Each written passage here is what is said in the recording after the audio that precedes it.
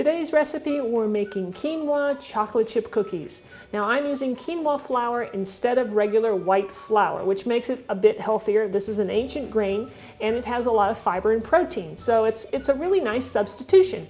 And the flavors are fantastic. You're not even gonna really notice it. This flour makes a nice soft chewy cookie, like I said. So I'm Rockin' Robin and I'm gonna show you how to do it right after this.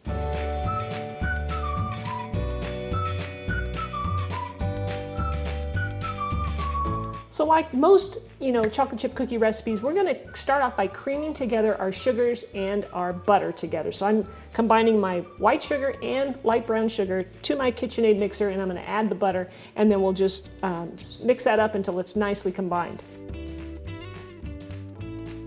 Now while that's happening, we're gonna take another bowl and we're gonna combine our dry ingredients. So I have my oat flour, which I like to use because it has a very nice flavor that it adds to chocolate chip cookies. And then we have, of course, our quinoa flour, some salt, and some baking soda. Now you wanna mix this all together ahead of time. That way you're sure that everything's gonna get mixed in evenly in your cookie dough.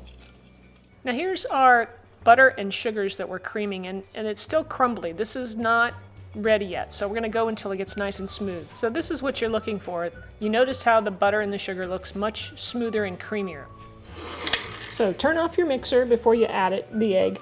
Now I crack my egg into a separate bowl, so that way I know if there's any shells in there. If you crack it directly into this bowl, you're not going to be able to get that shell out very easily. So crack it into a separate bowl and then pour it in.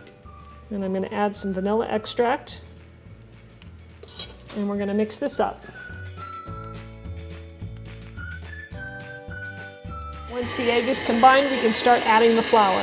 And by the way, I have my oven preheating to 350 degrees Fahrenheit.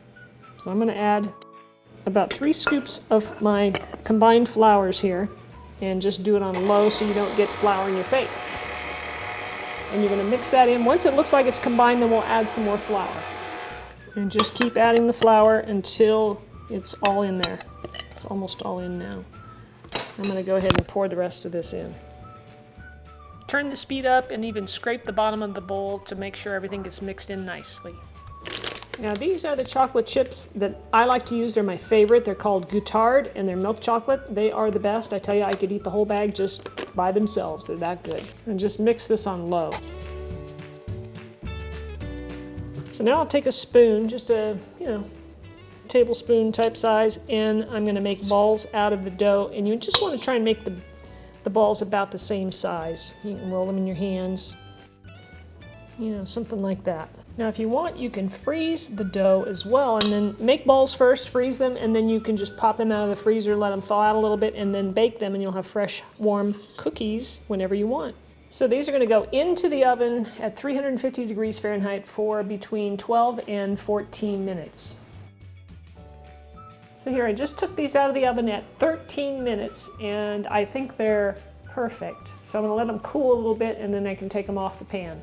So that's how we make our quinoa chocolate chip cookies. Guys, I think you're going to love these. I love how they held their shape, right? They didn't flatten out. Some cookies just go really flat. Well, these don't do that. They hold their shape really nice. Look at that.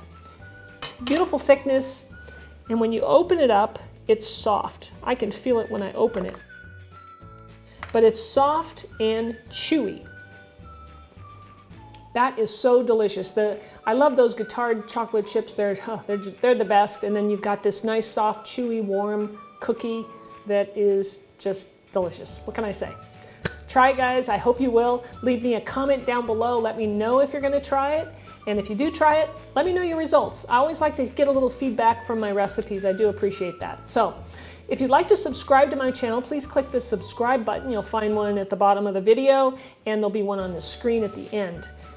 Click the bell also. That way you'll be notified when new videos come out every week. All right, thanks again for watching, everybody. We'll see you next time.